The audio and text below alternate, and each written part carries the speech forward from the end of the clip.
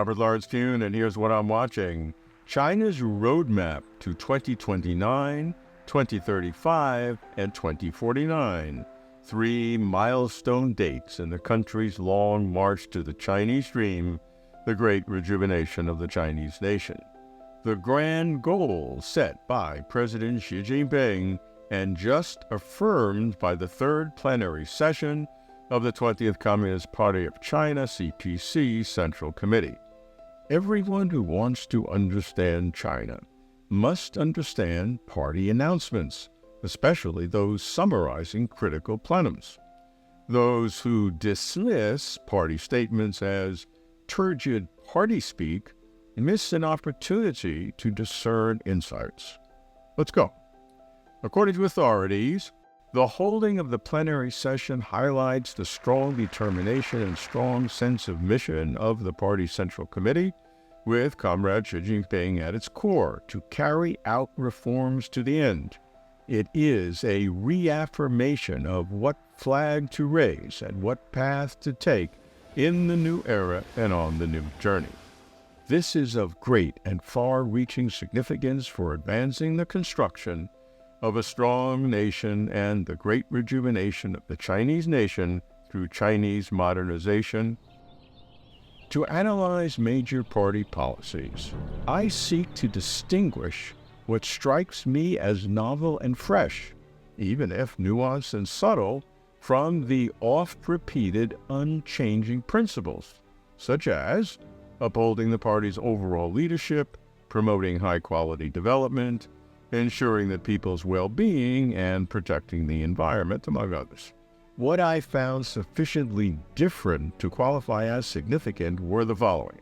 Using the term grave as well as complex to describe the international environment and the arduous tasks of advancing reform and development and ensuring stability at home.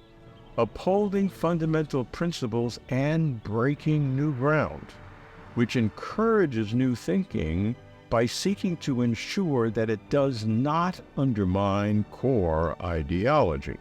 Taking institution building as a main task, which stresses organizational continuity as opposed to individual fiefdoms. Exercising law-based governance on all fronts, which makes it clear that there are no exceptions. Applying systems thinking, which recruits a modern management system and best practices.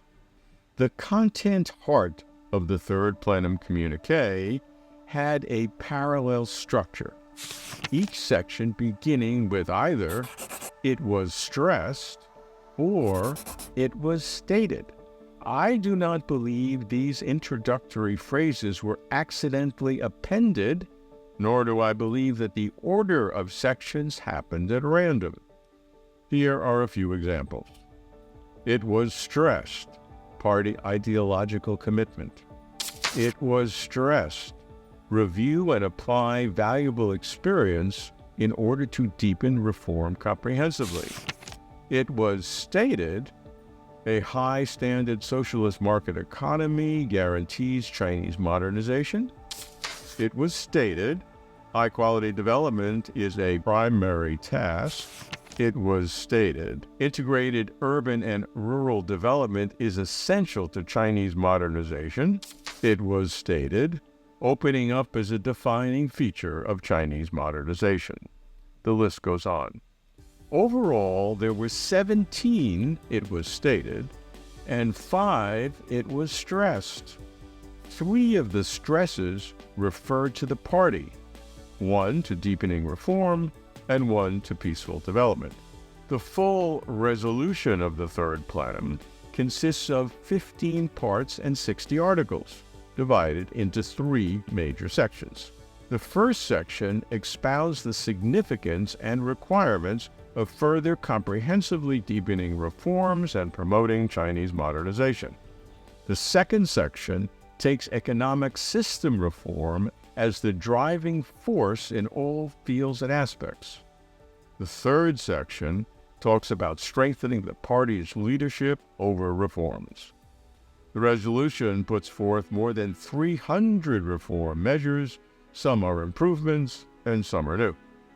Although common prosperity is not stressed or even stated, likely because some would interpret it as anti-private sector, it is implicitly present in integrated urban and rural development and the people's well-being.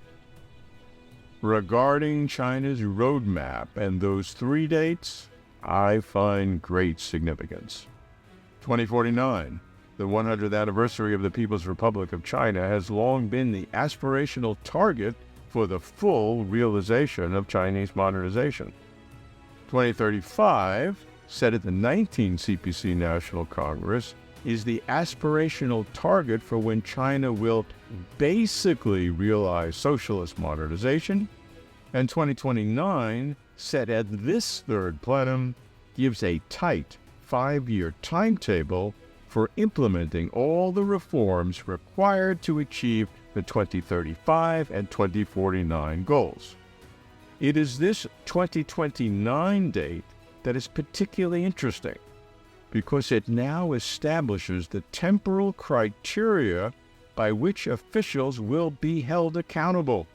It represents how profoundly President Xi is committed to basically realize socialist modernization by 2035. This should not be taken lightly. I'm keeping watch. I'm Robert Lawrence Kuhn.